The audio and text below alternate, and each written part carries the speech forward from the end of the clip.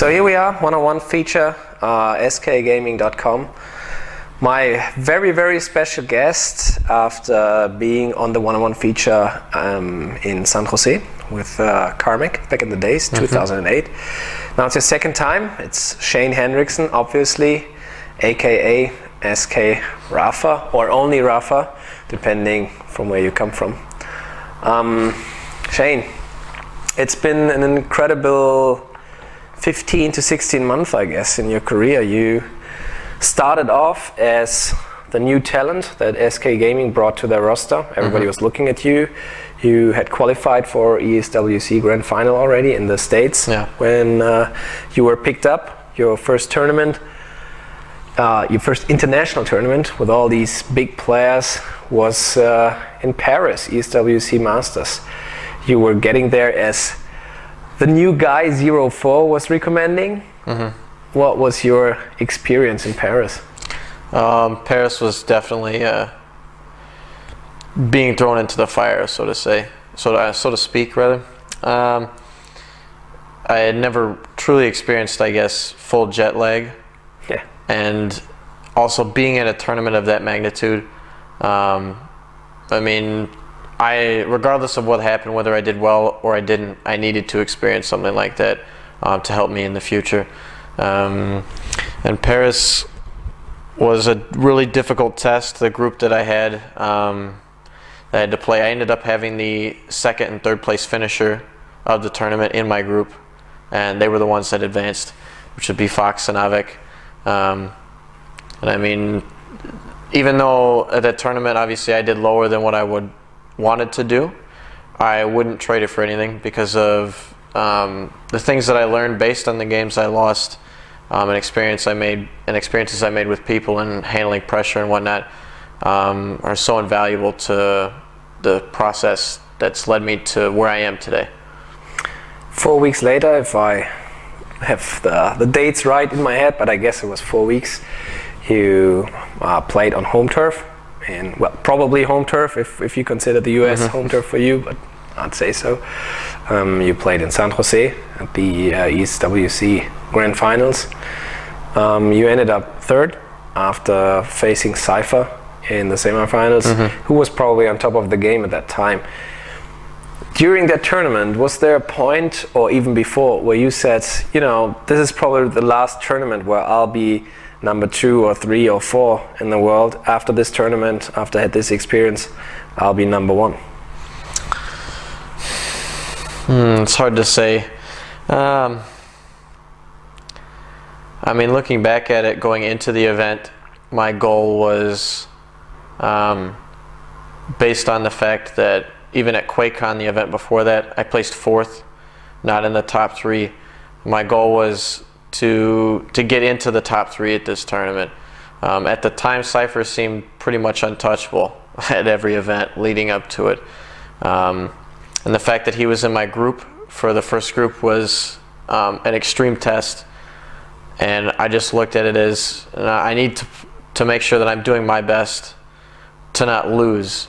And I think my mentality before that event changed, and how I go about playing games, and a lot of it was due to 04 and how he was teaching me to play the game, mentalities that I needed, and sometimes telling me that there were things in my style which, if I eliminated, would greater advance my chances for success. But at the same time, you know, I'm not gonna lie, sometimes it was a pride issue, I think. Thinking, well, I think I'm doing it the right way. But, you know, seriously having to look it over and realize, you know, I haven't been through what he's been through. You know, so I took his advice and did it as best as I could. And I mean, I think after the event is when I realized that the reality of being number 1 could be at the very present. I always believed that I would eventually get there. I just didn't know when. I always believed that I had what it took. So I think performing as well as I did at the event and beating the players that I beat really propelled me as far as self-confidence and realizing that I have the ability to do this. Now, just finding the way and learning more and more as I went on how to make it a reality. But something must have changed inside of you, because when you came to Cologne to get ready for Athens, you were a different player. The way you boot camped here, the way you could feel your presence, your way of playing the game, you were kind of in a superior position right now. You knew going to Athens would kind of change it, right? Yeah, I mean, I knew.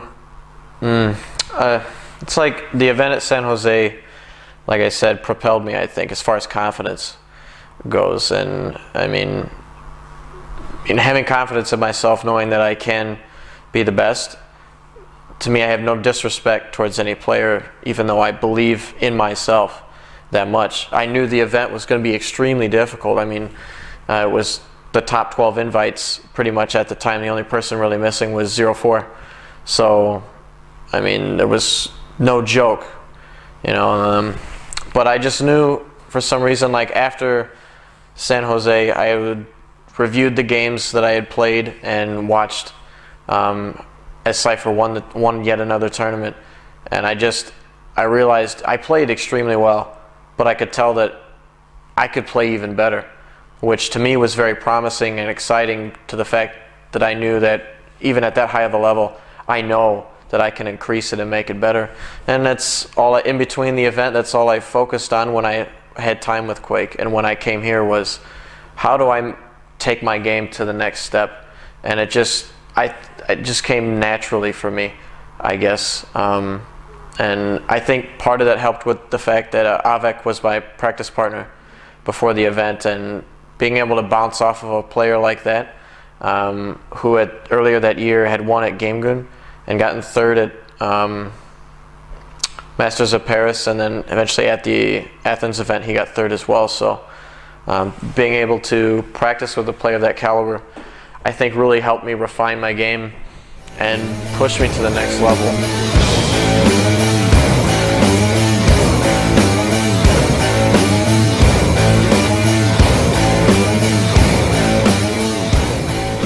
Oh, let me understand, what exactly did you change or add to your way of playing the game, which obviously was the key to the winning streak you put on later on?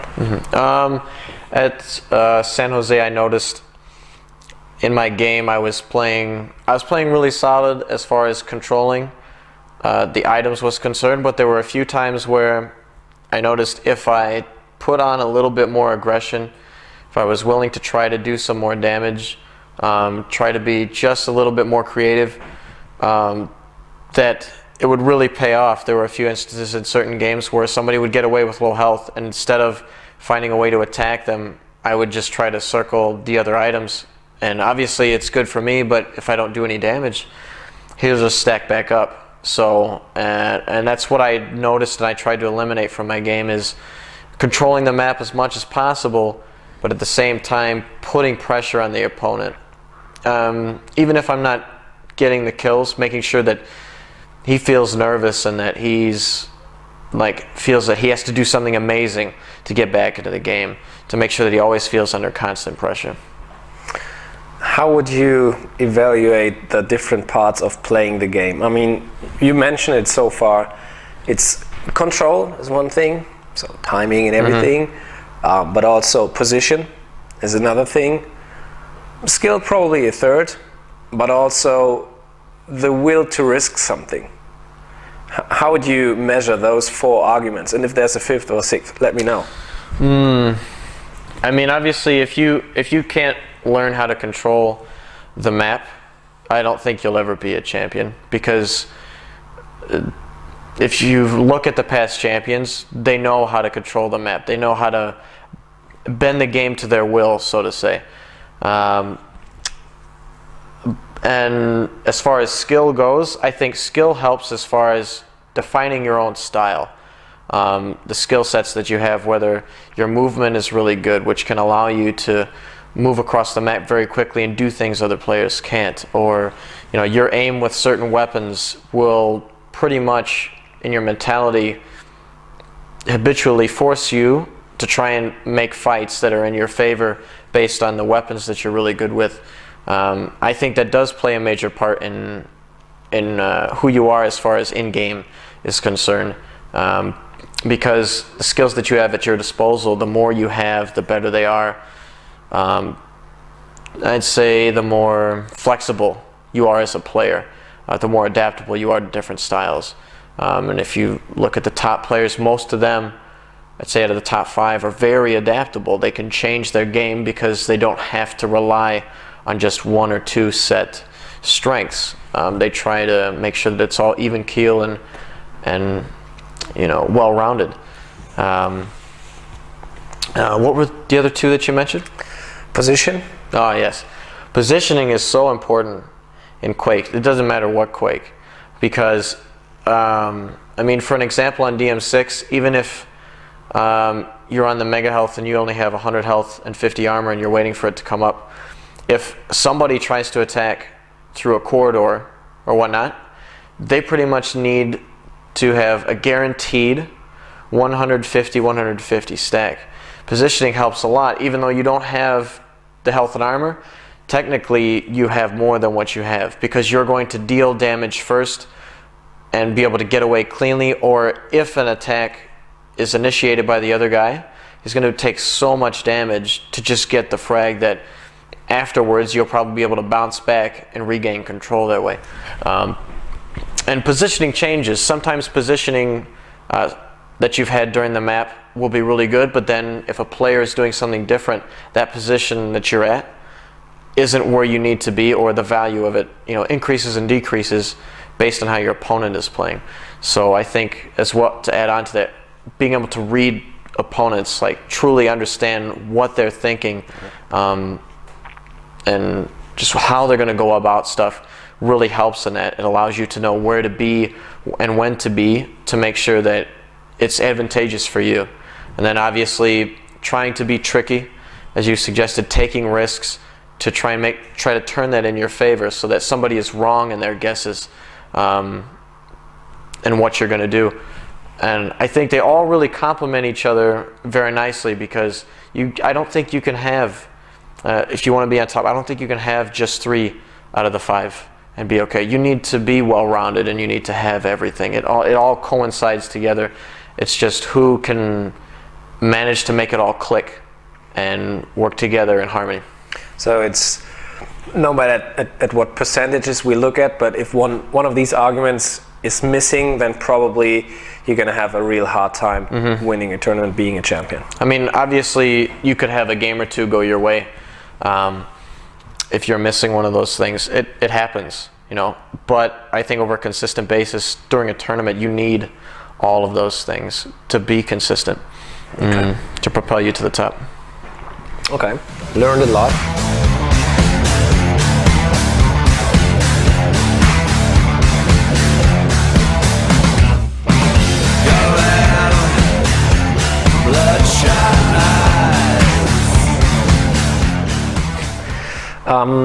Tournament maps.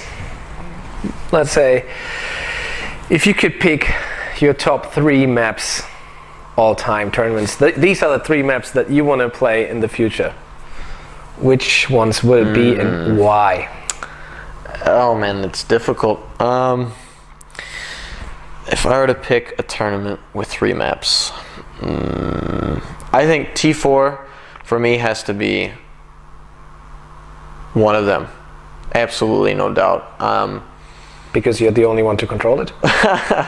No, I mean, looking at it, and I mean, I am American, but this has nothing to deal with why I like this map. Because I mean, if you look at the past, Americans have been very, very good on Tourney 4.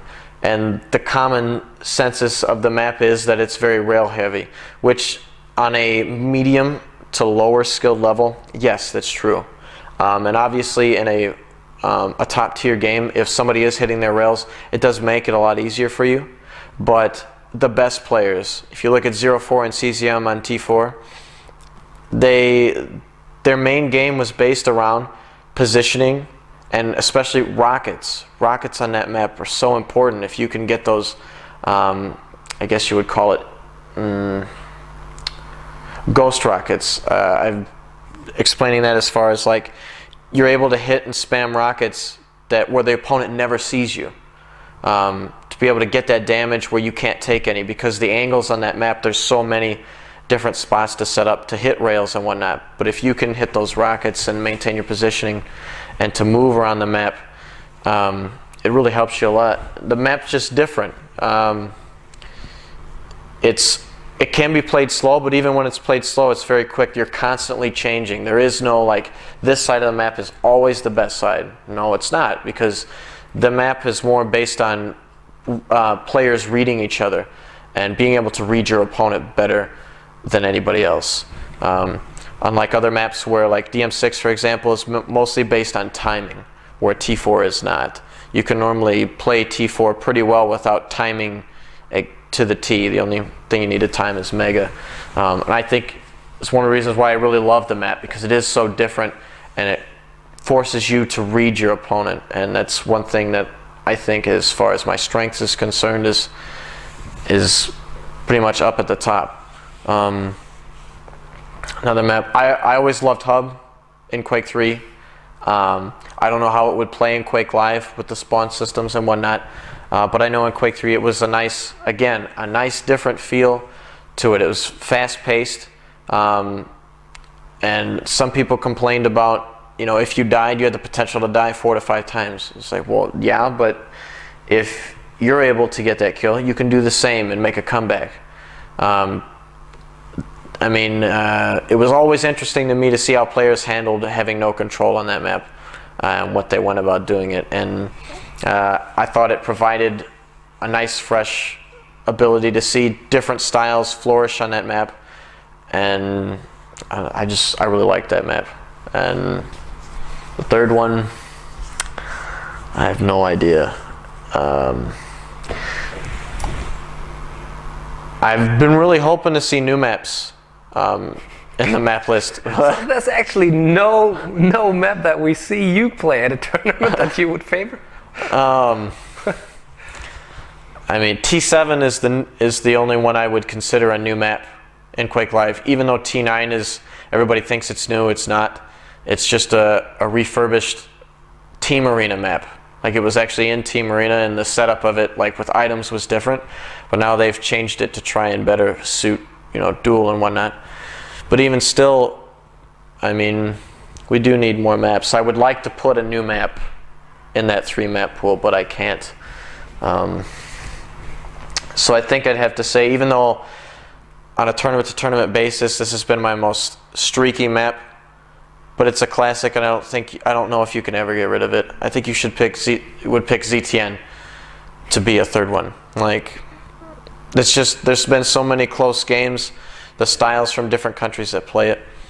You can't get rid of ZTN. So, I even though, like I said, I've lost a lot of games on it and I've won a lot of games, I love playing it, because that map is more of a battle against the will than anything. Because if somebody gets full control, it takes so much patience and willpower to be able to will yourself back into control and to get back into the game. And definitely, I don't think I could let that map go.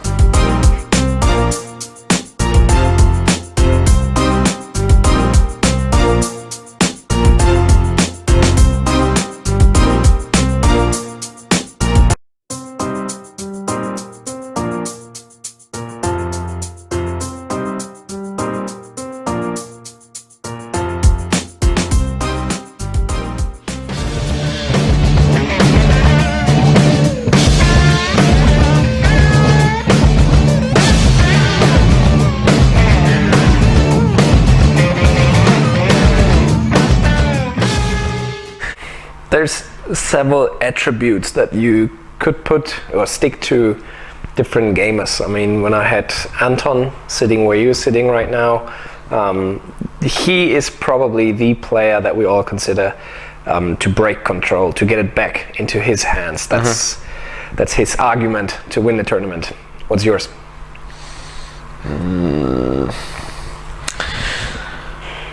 Maybe you could say the same, but I just do it in a different fashion. And I mean, it's hard to pinpoint, but I think when I made the comment, you know, being steps ahead, knowing what to do minutes ahead of time, and as soon as something changes, knowing what the consequences are and doing your best to make up for them, I think is my biggest strength. Other than that, the never say die attitude. I've had so many games and matches where I'm down in the set or I'm down in the map and I need this map, and just not taking no for an answer and finding a way to make the outcome the one that I want. You know, obviously not on the losing end. It's just definitely something special. I've definitely had a lot of crazy games like that, and some of them are unexplainable how I was able to come back. But it was what it was, and just being in the moment like that, I think, is something extremely special. Yep. I mean, I need to ask you. You need to give the answers. Of course, I have my own opinion on it, but I would pretty much agree on all you just said. That's the impression you have from the outside, watching you at a tournament and following you. Well, after Athens, you picked up an incredible year. QuakeCon, the next title for you after Athens. I guess there was nothing in between, right? No, it was a long, like almost 9-month break. Yeah. Did you miss the East WC competition? Like, there was none in 2009, but you would have loved to play? I mean, I think, of course, I'd love to have played ESWC last year. I mean, it's where I won my first tournament. Not for the grand final, but still, like, in the way that tournaments were ran, and just like the energy you could feel at tournaments and the names that showed up to make it what it was, there's always something special. And I did miss ESWC last year, and I mean, I hope that they can provide something credible this year and bring it back on track. But yeah, that was, as far as 2009, like at the beginning of the year, looking at the fact that they shut down was definitely a downer. I was like, oh man, that sucks. You know, it's like, it was always something to look forward to, even when I didn't play, watching. And now to have thought back then that it's finally over, you know, was definitely a shock. So the next big one was QuakeCon, the Quake Live tournament at QuakeCon. You took the title. Next in row was Gamescom in Cologne. It was a smaller invitational. Probably your biggest opponent was Noctis at the time. Yeah, Fox and Noctis were my biggest opponents at the event. And I think at the time, even though, like you said, the event was a bit small, for me it meant a little bit more, because a lot of people had put Noctis up based on his performance on some online tournament that he won, that he was potentially the best in Europe for Quake Live at the time, and he somehow managed not to make it to QuakeCon. So it was a chance to prove that, at least for that 2 weeks out of the year, that yes, I was #1 in the world. And I think that's what made the event special to me, as well as, like, again, the crowd at QuakeCon was quite amazing. But then you look at Gamescom, there were a lot of people out there watching too, and I always enjoy that. Like, playing in front of a huge crowd like that really fires me up and, you know, motivates me to play my best.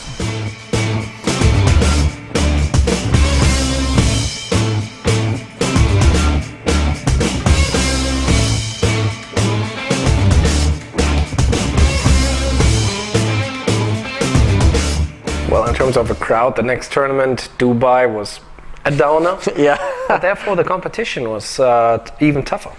Yeah, Dubai was definitely something different as far as a tournament goes. It's the first time, I think, where practically every game was streamed and played for everybody to view, which I really enjoyed. Obviously, it spread the tournament out a little bit longer, and you didn't have to play as much during the day.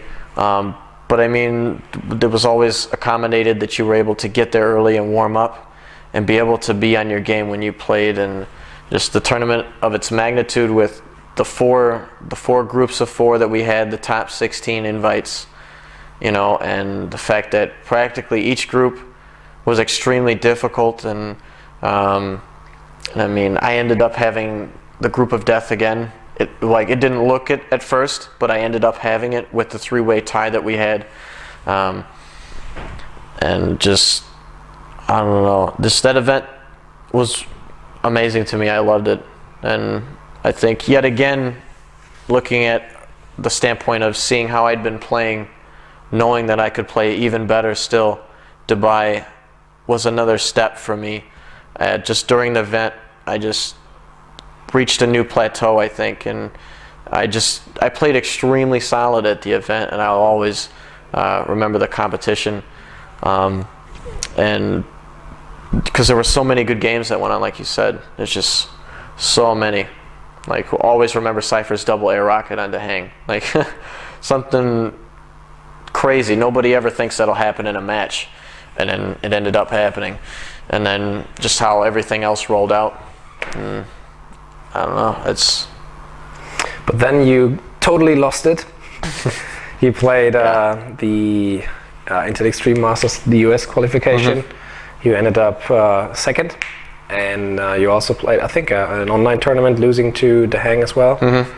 So what happened there? I mean, at the event, I didn't need to go to qualify. By winning Dubai, I had automatically qualified myself for the global finals. So I was allowed to go so I could potentially win more money, I guess. And I still really wanted to win the event, there's no doubt about it. But I think at the event, Dahang's form was really on. We had just switched patches like less than a week before, so the gameplay was different. That's when they upped the LG damage, and they fixed other things as far as like hitbox and whatnot. And it's like, I don't know, due to circumstances I couldn't control, it was very, very difficult to find any practice at all before the event. And just how the event happened, like, my computer dies the day before I go. I'm trying to go. I was this close to not going at all. After I had not gone to DreamHack, that would have been the second event in a row that I would have, you know, not gone to. I mean, I was sicker than probably I've ever been in my life, you know, but I managed to feel just good enough as I got to the airport to go to the event. And then having problems at the event with, for some reason, my config and whatnot, just freaking out and the frames dropping constantly, and having to spend time and energy fixing that rather than preparing myself to play my matches, like, was crazy. The whole event in a whole was just like a crazy experience. But I mean, even though I lost, I wanted to win. The experience that I gained from it, just like overcoming any obstacle that's in your way. Like, I almost didn't make it to the finals. I mean, I played chance in the semifinals, and I found a way to play good enough, even though I wasn't playing my best, to be able to push on through to the finals. And even at the finals, finding a way to dig deep within myself and play above my current play level there. And I was able to win the first two maps, but afterwards it was, I think I just drained myself.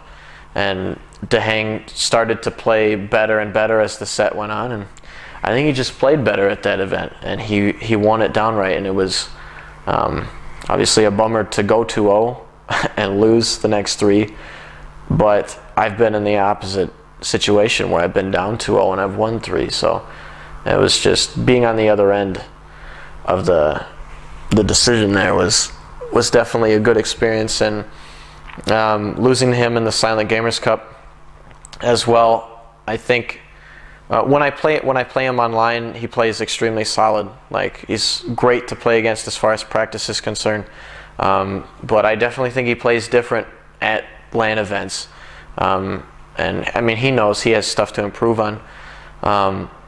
But like when we were playing, he just played extremely solid, and I was just finding it hard to play at the level that I needed to play to win, and he won. Like, he won 2 sets against me. I can't really come up with any excuse other than the fact that he just managed to beat me 2 tournaments in a row.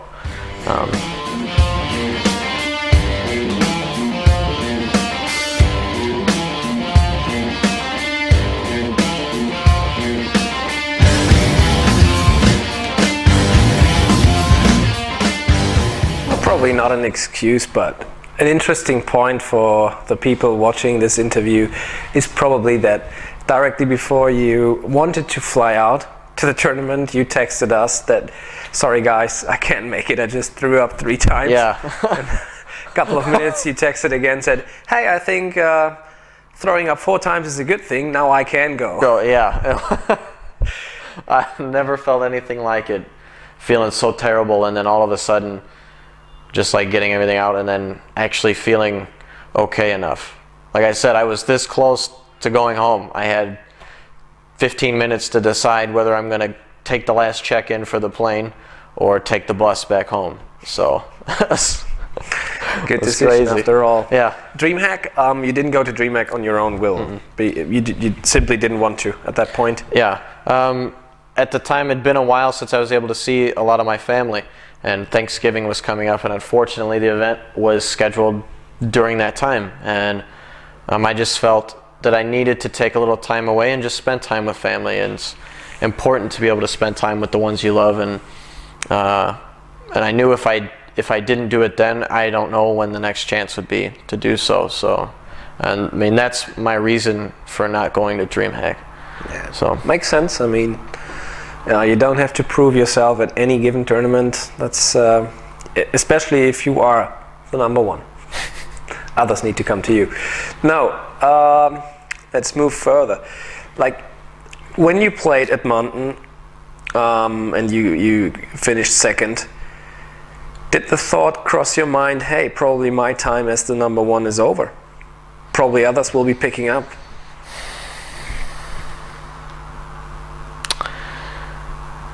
No, actually, I think it helped motivate me more. It gave me, I don't want to say I ever lost the hunger to win, but I think it increased it. Knowing what was at stake in the next few months, you know, potentially the biggest tournament of my life was coming up, and the fact that I wanted nothing more than to be able to hold the trophy up and to be able to claim that number 1 spot in a world championship. That's, I really do think that the whole experience that I've had, it really helped me. So, but I knew for a while, like, it was different when starting to win tournaments, being the one that's chasing to get to the top, and then being the one that's there and being chased. It's definitely a different animal. And I really like both experiences. They're both different. I can't say I'd choose one over the other. Well, maybe I can say I'd rather be the one being chased, being on top. But like, just, I don't know, just leading up to this event, like the 2 weeks before and then leading up to being at the event, I think I've been the most motivated that I've ever been in my life to win a tournament. Yeah, which leads me to the trophy we can see in the background, the very trophy you kissed when you held it up. You will get your own, we all know. Yeah. That's the one that sticks to the office. But getting into Extreme Masters, conditions to play, they were good, I guess. There were discussions, mostly I think around Sturmy having the most problems of all players. But in general, it was a good tournament. Tournament machines were good. Yeah, schedules. I mean, I did feel bad for Sturmy because he was having the problems that I was having at Edmonton, and I knew how frustrating it was to try to be able to find the answer, and you're trying everything that you can, and it just won't fix, you know.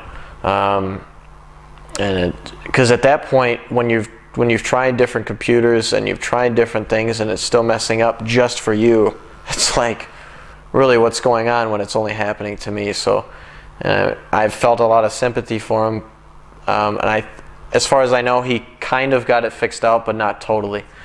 But I mean, for everybody else was fine. I mean, obviously, for some reason, the LAN servers weren't working correctly. They were pinging like 40 to 50, and id Software did everything they could to try and fix it. But for some reason, at the event, it just wouldn't work. So we played online, but I mean, it still felt like LAN. We were playing with 8 ping that wouldn't move. So I mean, obviously playing in between DDoS attacks, which was out of everybody's control. When it wasn't happening, everything felt good. So the event in a whole, as far as playing conditions, you know, being at an exhibition, you can always expect it to be loud. But I mean, everybody knows that going in. But I mean, just the energy, the feel of the tournament, the excitement as the tournament kept going farther and farther, and how the crowds start getting bigger and bigger, and what ended up leading up to the final, and I just remember all of those people just standing out there, like sitting and standing everywhere. Like, it was definitely a crazy experience, and man, I'm just so blessed to be able to be a part of that. You know, to play in a tournament like that and to have all of those people there to watch it and to cheer on and witness it.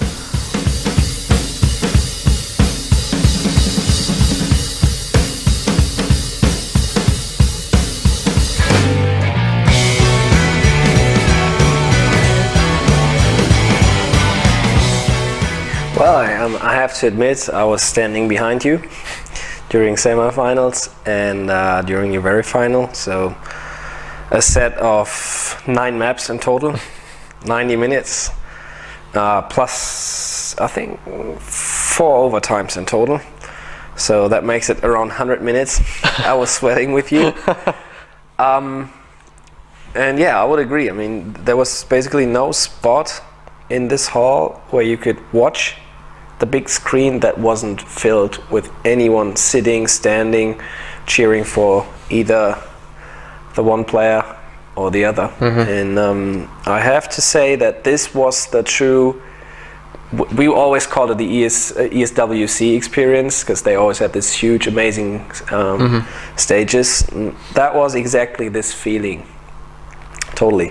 And what we learned from the guys from ESL TV is that during the final, you had more viewers on the stream than they had on the Counter-Strike final a year ago, which is huge. That's amazing. It is. It definitely is. So, but did you recognize how Quake Live picked up, how it got larger and larger, how more people were following it? Did you recognize it through comments, through people approaching you saying, "Hey, I want to play you on Quake Live," something like that? Did you see it picking up? Like for the future? Well, since, let's say, since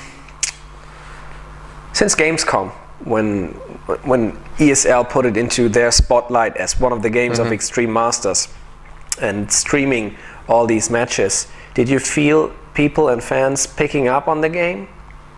I feel a little, if not just picking up on the game, picking up on personalities and understanding who the top players are and what sets them apart from each other. And I hope that this event definitely increased that to people's knowledge, so that people that are new coming to the game have a face to attach themselves to, as far as being a fan of somebody or finding a player that motivates them to get to the top.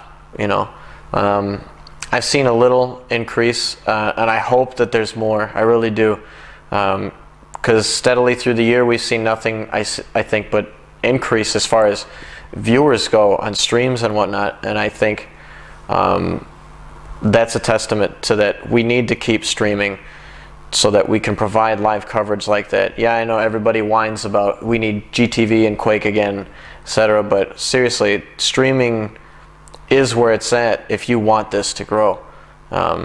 Especially if you have guys like James Harding, so much experience on the game and on the duel scene. Yeah, doing a fantastic. Him and Joe doing a fantastic job. Yeah. Casting. Joe, I didn't. You know, I was about to mention you, but Rapha took the words out of my mouth. I mean, and even Wheat, they're all different personalities, but bring something special to casting. And I mean, I don't know what we'd do without these guys, even just like the players, because they do a great job of trying to help people understand the simplicity of the game, yet showing how complicated it really is and making sure that people understand it. And I think right now they're doing a great job.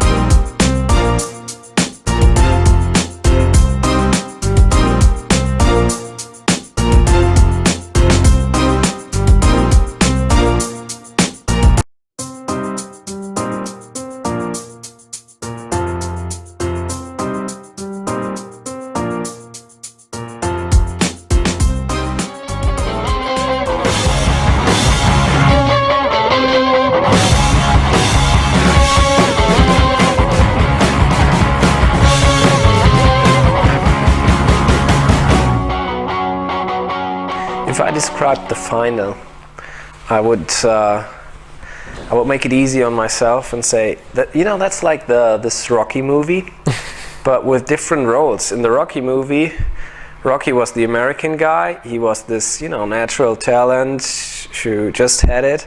He was the kind of natural boxer, and his opponent in the movie I'm referring to was, I think his name was Drago. Rocky 4? Rocky 4, I guess. I think so. Yeah, the Russian guy, the machine. Yeah. But I would say this final was with different roles. The Russian guy was probably the old school Rocky guy, and the American guy here, he was the one who was controlling the game at the time, or the number one in the world, actually. Would you agree to that? You being Drago or Draco, or I don't know his name. I don't know. I mean, it's hard to say because in group play, Cooler had beaten me. So, and I mean, I'm not one to try and take revenge, but like, for the easiest way to say it would be, it was a chance for me to get my revenge. So maybe it was more like Rocky 2, where he got a second chance against Apollo. Okay. So, Apollo Creed. This name I do remember. Yeah. So, yeah, I mean, and it's like, I was asked in some interview if I remember any final being that close, and I really don't. I mean, you look at each map, God, the first two came down to one frag each within the last 10 seconds, and then DM13 goes into double overtime, and he ends up winning by 1 or 2. And then DM6, the last one, I only end up winning by 2 points.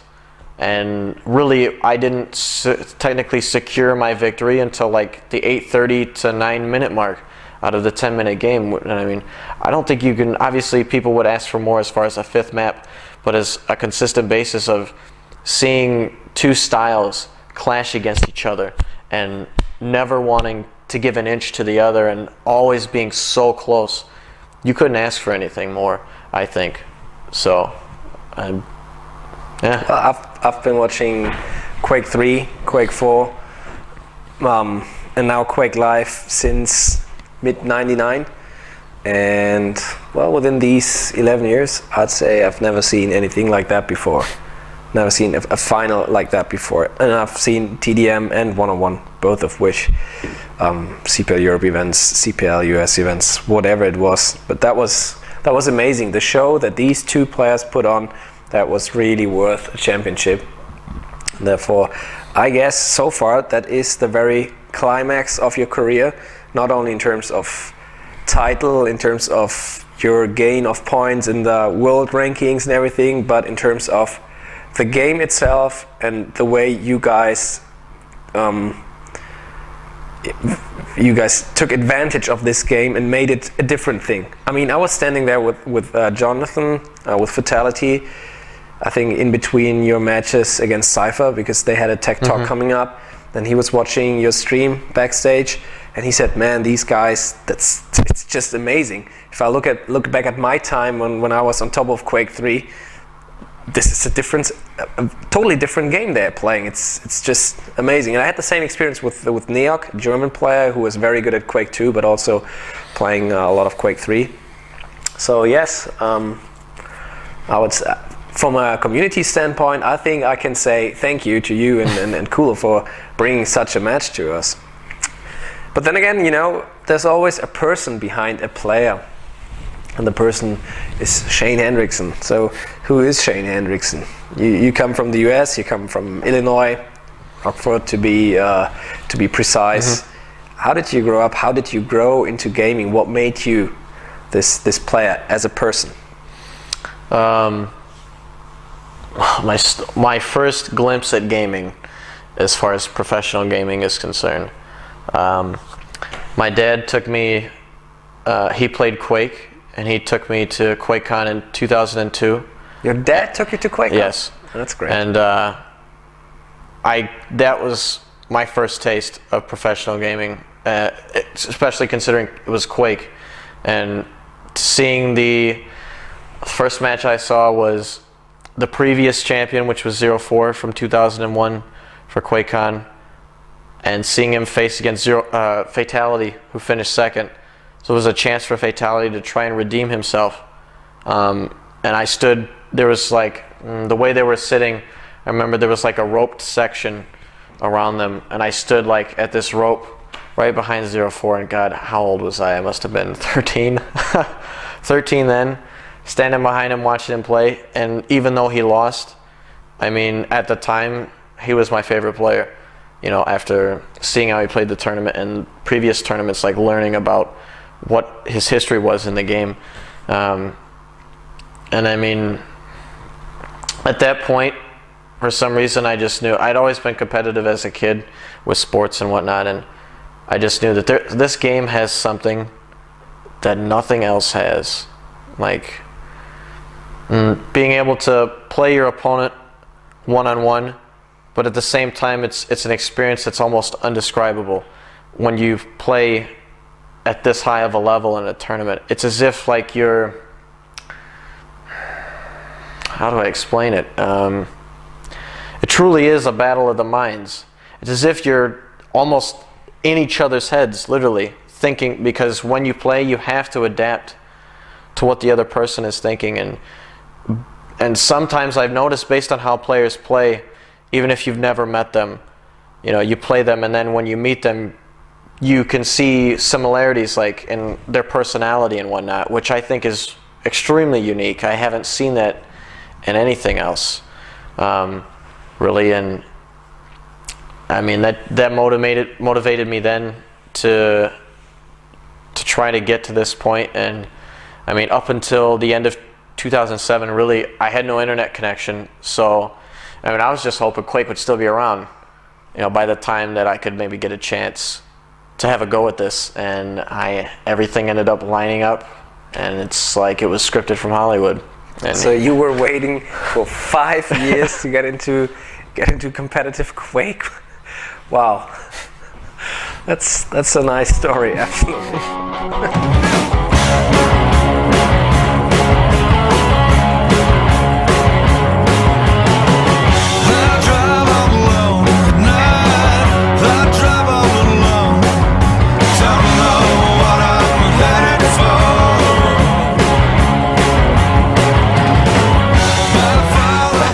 And then 0-4, the very guy you're cheering for, he becomes your mentor. Yeah, and I mean, just think about that. How does that work out? I mean, he ends up retiring from Quake, so to speak, and comes back and ends up saying, "You're the next superstar," you know, without me even potentially, you know, knowing it. But he obviously saw that I had what it took, and him mentoring me up, and it's just. I'm at awe sometimes when I think about it. It's crazy. I mean, who'd ever thought that this would have happened? So kudos to your dad, first place, and secondly, John Hill. Yeah, thanks a lot. And even though like he hasn't mentored me, even cooler, because watching demos and learning the history of the game, 0-4 and Cooler were my two favorite players, and I think. As far as my play style is concerned, have greatly influenced how I play. I think you can definitely see a bit of both in my style, and then the third part is the nice mixture that I throw in that is of my own personality. Yeah, and I definitely have to say thanks for them Yeah, I didn't have the opportunity at the beginning of Quake to be the best then, but they've kind of like shown, I guess you could say, shown me the way, and I'm really appreciative of it. So, what do you do outside of gaming? How does your life look when you're not sitting at a desk and trying to dominate opponents? I mean, to be honest, I actually try not to play too much Quake until probably like 2 to 3 weeks before a big event, because I don't want to get burnt out on the game. I'm one of those people that I have a hard time being able to sit in front of the computer and play 2 hours in a row without having a break. Like, I need to play 1 or 2 sets and then relax and then play again. And to be honest, I think it's better, because at a tournament you'll play a set and then you'll have a rest and then you'll play again. You don't play immediately one after the other. So, but obviously when it's in a downtime, which we'll probably have here for the next few months, what I try to do is, I mean, I do play other video games, but not too much. I just play them casually for fun and just enjoy it. Other than that, I try to play some sports, some basketball. I like to run some. I like to be active, because I notice the more I'm active, the better I feel, even when I'm gaming. I think better. I think quicker and everything, and I think it helps me. So making sure that I stay healthy and active really helps me out.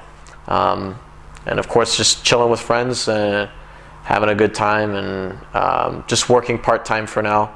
I don't have a full-time job. I currently don't go to school, but we'll see what happens in the future. I want to go, but right now I'm trying to save up as much as I can, so that when I go to school, all of the loans, there won't be any loans, so that I can have it all paid off, so that when I'm done, I don't have that burden of a college debt on me that I see so many people that I know right now have. And it's a shame that the system has to work that way right now.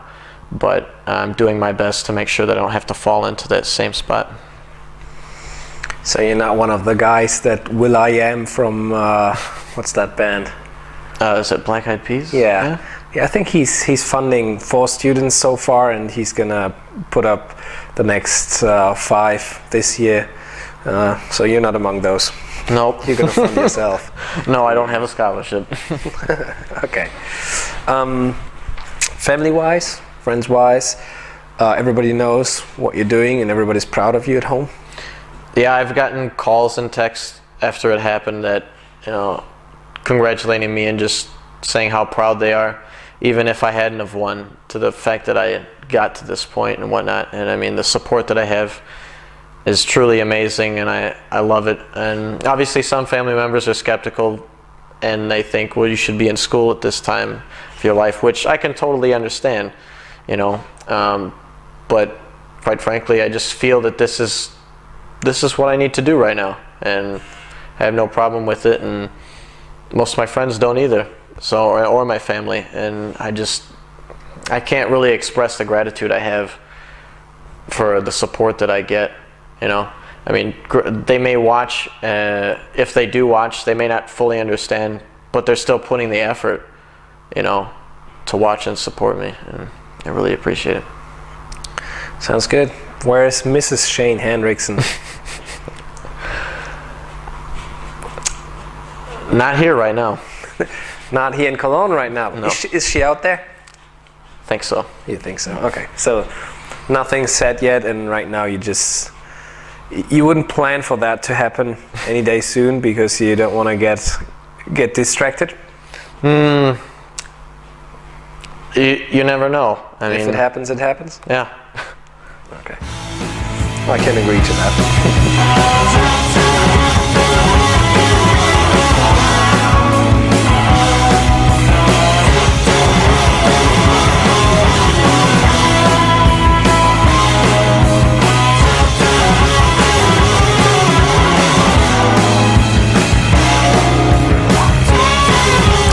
So what does the future bring to us?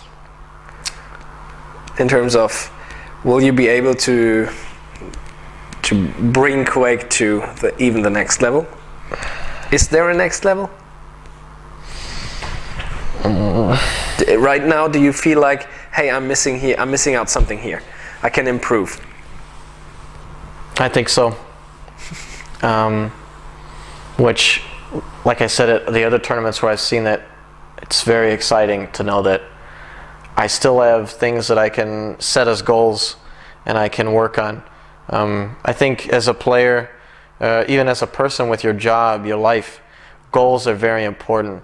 And the topic has been brought up before about past champions, how they've gotten to a certain point and then you see that they don't really ever get back to it, or they just start to fall off. I think that's because for some people it's very hard to reset new goals, or I don't know, to make, I guess, more goals, like mini steps, so that you're constantly motivated to get to the next step. It's always an exciting process for me, and I think right now, after knowing what I went through in the tournament and how I played, knowing that I can play better, I'm totally looking forward to this year.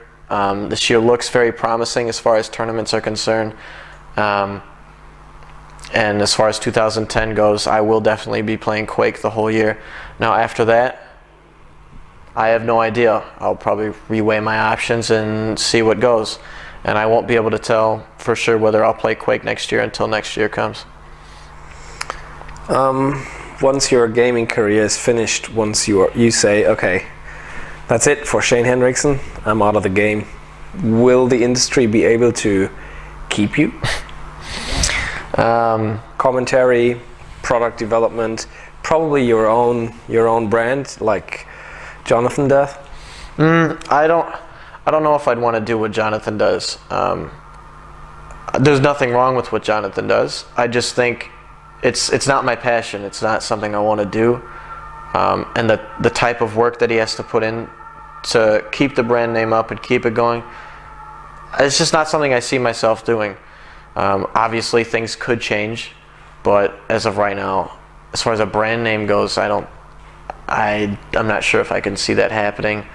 But when I quit gaming, I'll probably, if I haven't started school, I'll be starting school then, and that will be my focus.